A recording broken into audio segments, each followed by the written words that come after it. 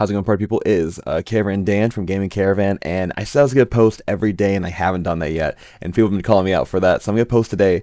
I have not play tested too much since I did the solo mode, just because people haven't really been getting together. But I'm gonna play test probably tomorrow and Thursday, and I'll be able to post about that and show some content. I just haven't had a battery for my camera, but I'm gonna keep recording on this because people want me to do that. And let's talk about just some updates to Stockpile. So we still have the 4 players base right here. It plays up to 6, which is what I've been working on. And I think I'm gonna keep it at 6 players. It's a nice for simultaneous action without it getting too wonky, too many tiebreakers and all that stuff. So we have 4 players right here. 6 is gonna be tested after I nail down the cards. We have end goal abilities now, or end goal objectives. So whoever has the most sets, which is one sock from each type of socks, minus the dirty socks, will be plus 10 points. But I found that to be a little bit too broken, so I'm gonna make that plus 6 points because it's still difficult, but I don't want to be like a life-changing amount of points.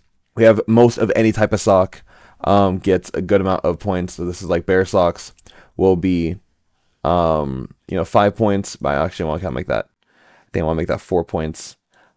Make all of these 4 points, which I'm gonna change right now.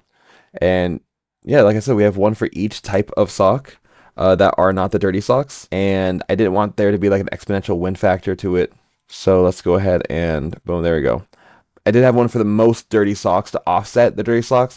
Kind of make it worth going for some of them, just to have. But I also don't want that to be too many points as well. So let's make that, go ahead and make that 5 points. Then we have this. This is what I'm aiming to be the tiebreaker. So we have 6 different spaces right here, as you can tell. Then we have a laundry basket. I don't know exactly how I'm going to make this all look, but I want it to be like, you have, everyone chooses a color for a little die or something like that, or everyone gets a number, and then we put that in order randomly at the beginning of the game, and then as tiebreakers happen, whenever the tiebreaker happens, whoever's on top will trigger first and get moved to the bottom, kind of like what happens in Critter Kitchen. And yeah, then we have all the socks. I changed up what we did because now I'm adding, I think there's gonna be like almost 10 different kinds of socks. I changed the quantity of each type of sock to make it kind of harder to make matches and pairs and make people kind of go for what they want. So there's only 6 ones, 4 twos, and 2 threes now in each set.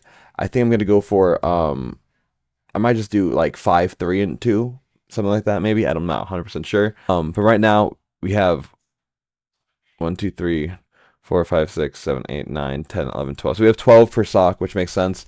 I have 1 2 3 4 5. I have 5 different socks. I want there to be 10. I'm not really sure how that play yet, but we also have the effects I was telling you about earlier. We have the dirty socks now, which give you negative points, which is -1, -2, -3. I'm not sure if I'm going to have them multiply together or not, but I might just make that happen just because it fits with the making pairs in the game, and that way there's consistent scoring. However possible. We have rainbow socks, which are only worth 1. I might just do 1 and 2. Let me go ahead and just make these 2 too, because the aim of this is they complete sets, and that way you're able to, you might want to chase that just to get the multiplier. But I'm not really sure. Then I have these, which are a lot of points out the gate. We have a gold sock, we have a silver sock, we have a bronze sock, which there are no ways to match them. There's only 1 of each. When you get them, it's worth that, literally worth its weight in gold, silver, and bronze, which is kind of the theme.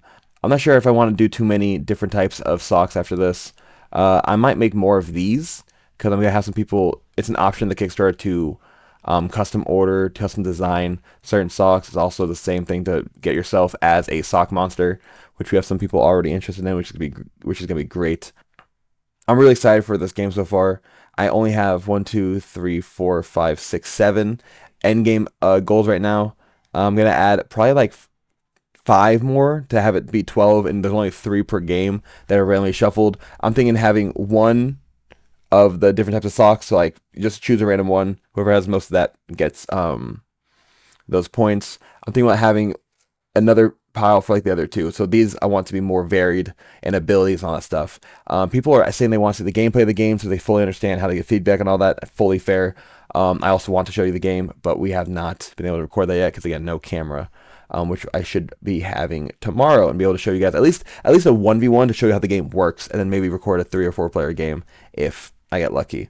Fingers crossed. But that is everything for this. And let's go into the Kickstarter project a little bit. I want to show you guys some things happening in the Kickstarter, some tiers and fun stuff. So the items we're having, the things that are going to be in the Kickstarter, we have the Stockpile PNP files. It's going to be pay what you want, $1, and that's going to have a few things just for the pay what you want, which is pretty great. I did do two things differently. I didn't want the way it works, because this is 3D, this would come first, and not everyone wants 3D stuff. So I did PNP Kickstarter, pay what you want for just the files. If you only want the 2D files, that's perfectly fine. This has all the 2D files. Also comes with the fan edition, which is going to have some alternative skins from the community that are coming after the base game whenever I finish commissioning them. Because again, we're having some people order custom sock monsters, custom socks, which we'll give to all the backers for free for whoever buys that. We have a 3D print and play version. So if you have a 3D printer, access to the 3D printer, it's going to have like a card box, so you can 3D print one, as opposed to like a tuck box that you can just fold together. It's going to have a first player token in it called Gary. I love Gary. Everyone loves Gary.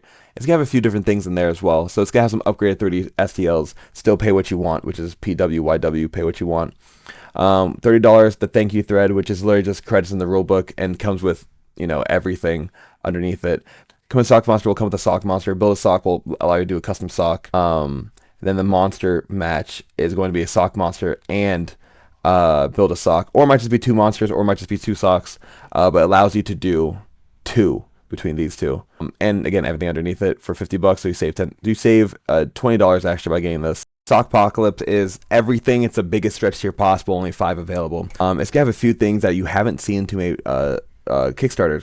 So again, comes with everything, rulebook credits, comes with a build a sock, comes with a sock monster, comes with a rulebook credit, 30 STLs, the promo cards, fan edition, also the perpetual print and play pass, or the PPPP, or the 4P, if you will. What that's going to be is, by backing this or paying, I think it's like $70 or $190, something like that, you're going to have access to all of our print and play stuff for free the rest of your life. Every time I come out with it, you'll automatically have it uploaded to a Google Drive for you to download and use however you wish. Just no monetization purposes on there. But yeah, that's what we're aiming for. That's what we'll be doing, and that's what that final tier is going to be about. We're adding some more stuff as is, and the perpetual print and play pass will be its own. The lifetime print and play will be its own tier. We'll probably have a 3D print and play tier as well, to always have our 3D print and play games, because I'm working on doing specifically 3D print and play deluxe versions of our print and play games, and I want to do that more often with other people's Kickstarters as well. But I don't really know how to offer that as its own thing. But yeah, so the whole campaign is going to be a pay what you want, which is pretty nice, which means everyone that backs is going to get the game, unless they specifically request not to get the game, which I don't know why you would. But each their own. But that is everything for today. If you have any questions, let me know in the comments below. This wasn't really a design video, but this is more about designing the Kickstarter video. Go to the description of the video if you want to back the game. It's Stockpile on Kickstarter, or join the Board Game Design Lab, or join the Gaming Caravan board game feedback page for our game specifically. But that's everything. Peace, have a great day, God bless, and I hope to see you at the table soon.